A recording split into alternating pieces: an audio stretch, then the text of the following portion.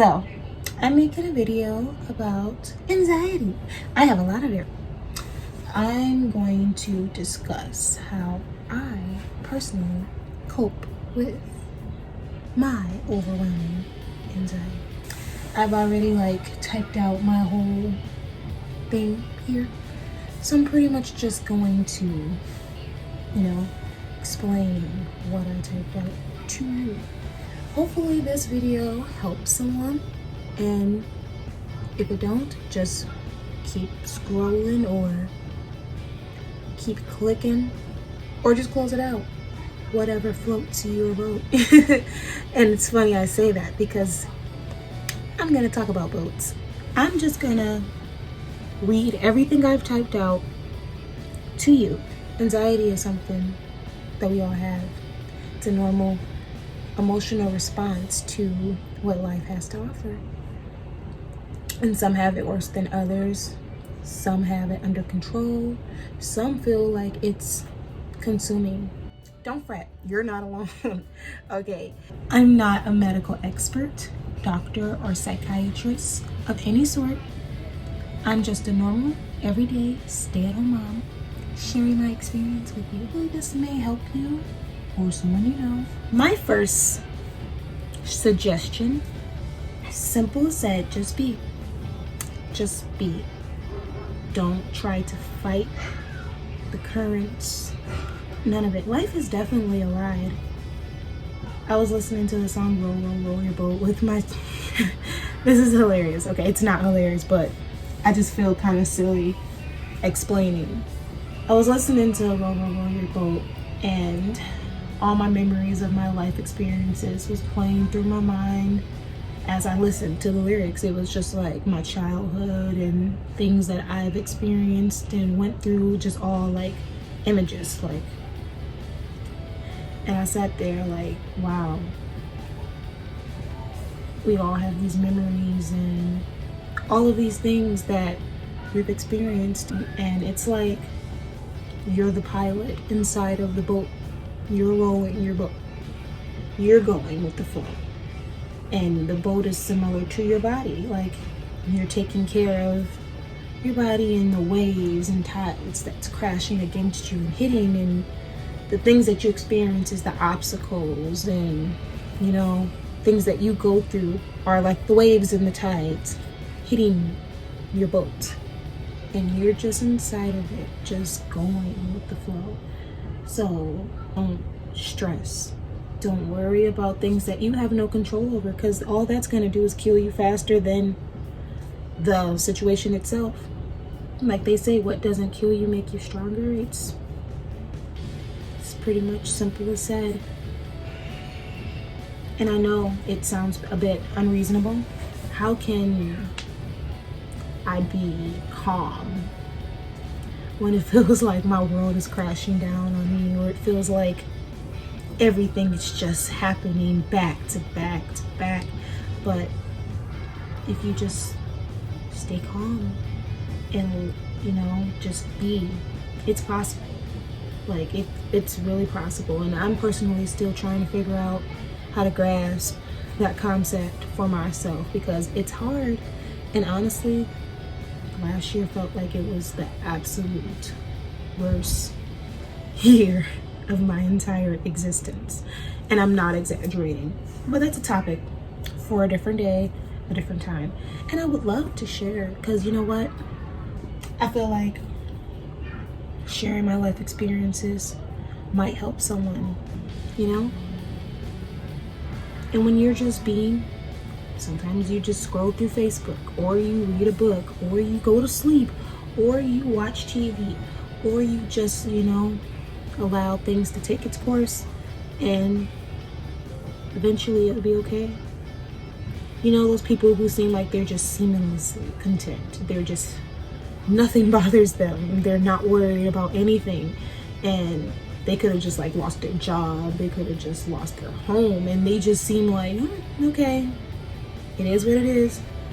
Honestly, those people are saints to me. I'd be like, how do you not freak out? How do you not stress about what you're going through? But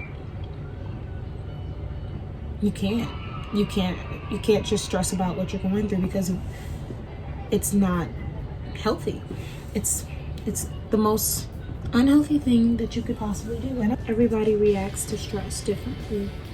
Some people freak out. Some people just stop, just freeze. Like, you know, when you're playing a video game and it just freeze. Some people do that. Some people just ignore it. Some people act like it never happened. Some people, however you respond is what it is. You know, those people who just seem to be seamlessly content. They just seem content with life, with everything. Like nothing bothers them. They could have just lost their job or even their home, or they still seem to be okay. Like even after they've lost everything, they just seem fine. Probably think, what's wrong with them? And why aren't they stressed over the fact that they're going through so much? They're not okay. They're not. And it's okay to not be okay. And if you ask them if they're okay, they might just tell you. Or they might lie and say that they're okay, because that's how they cope with this. They don't want everybody to know that they're just actually freaking out, just like the rest of us. Anyway, you just keep going. You just have to keep going. That way, I seen a post just recently. You were given this life because you're strong enough to live it. God wouldn't give you more than you can bear. It's all in the same. And you also have to use what you're going through to motivate you as well. Number 2, don't give in. Don't give in to your anxiety. I used to try to explain to others that I have anxiety, and in hopes that they'll understand, or I guess in other words, go easy on me. Once you allow it to consume you, that's when it has won. You don't have to explain to others that you have it bad, because I've personally realized that people will see it as a weakness, and they may actually treat you worse. Like you're not experiencing it the same way a normal individual would experience it. It's a normal emotional response to stressful situations. But when your anxiety levels are responding to simply ordering a cup of coffee at Starbucks as a stressful situation, you more than likely have an anxiety disorder. And someone telling you to just get over it because it's literally something we all have isn't gonna work. We have more control over ourselves than we like to admit. You literally have the power to calm yourself when you're in an emotional disaster. It's not easy, no. But you have to tell yourself, I'm in control. This is my life. At least that's what I do. I can't control what happens around me or how everyone else responds. But one thing I have the power over is how I respond.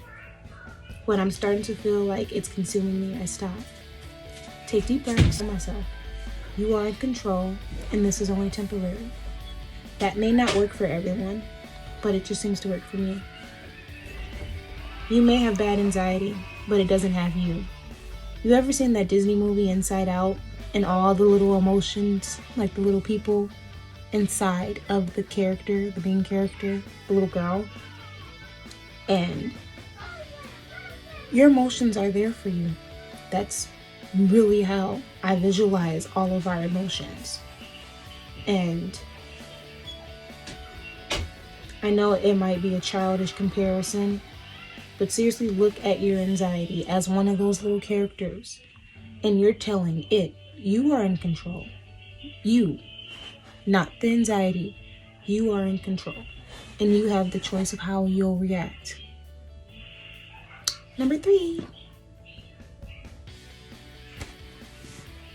do things that make you happy. Did you know that women are twice as likely to have an anxiety disorder than men? For me, I enjoy to make everyone around me happy, even if that means that I might not be happy. I do all the typical things that one would assume a stay-at-home mom would do. And when I go shopping, I don't buy things that I personally like. I always get things that I know would benefit the household. We are givers. We care.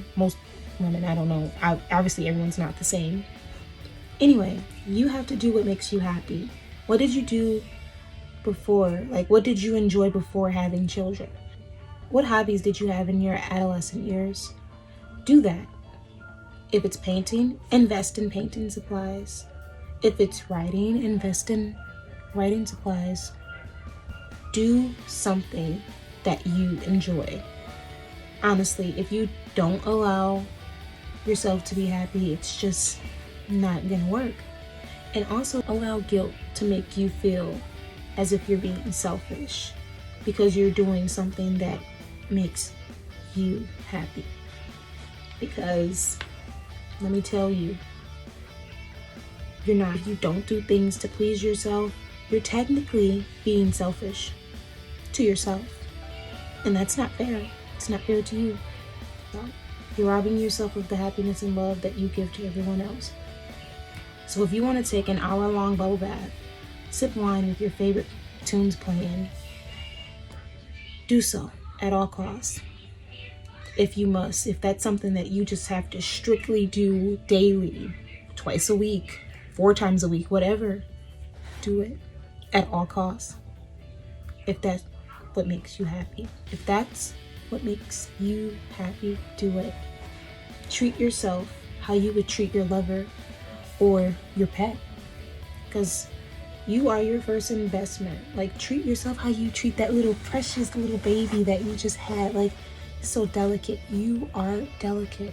Treat yourself like so. Whether you realize it or not, your little ones are examining everything you do. Your little ones are studying you. They are learning unhealthy behaviors from you. They're learning good behaviors from you. They're learning literally everything they do from you. A lot of us don't even realize that our children are watching us. So I watch a lot of TV shows, movies, etc. of parents being unhappy, emotionally drained, or being mean to their children because of the way that they're reacting to the tides and the waves of life. They're being mean and they don't know how to react. And guess what? Their children still loves them unconditionally, whether they know it or not. And if you're going to do anything, at least make yourself happy for them.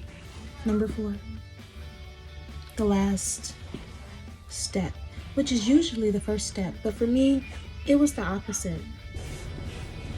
So now we have a friend. You know how they say the first step to recovery is acceptance? Well, actually that was the last step for me. I finally accepted the fact that I have bad anxiety, and it may possibly be a disorder, but it does not have me. I am trying different techniques to conquer this, and I will allow myself to enjoy life the way I deserve.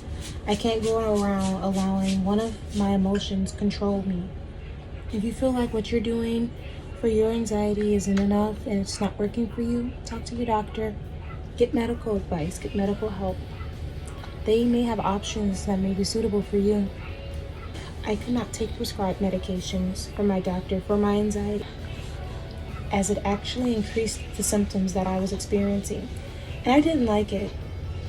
But remember, everyone is different. What I experienced, you may not. And for some odd reason, people believe that mental health is a joke and that taking medication for it makes you weak or crazy. Believe me when I tell you, it's not. It does not make you weak or crazy or whatever people like to believe. You are taking control of something that you might feel like you have no control over. And that's why we have doctors and resources and people who make videos like this to help people that feel like they're at their wits' end, or that feels like they have no control over what they're going through. So with that being said, you're taking control of something that you may feel powerless. You may feel powerless, and that's okay. And that is why we have doctors, resources, and videos like this that may help you. I'm only making this content to share what I experienced, so please don't take this as medical advice. It's just a life experience and how I cope with my daily overwhelming anxiety. For watching, make suggestions below in the comment box and tell me what topics you like for me to cover and discuss. Peace, love, and tie out.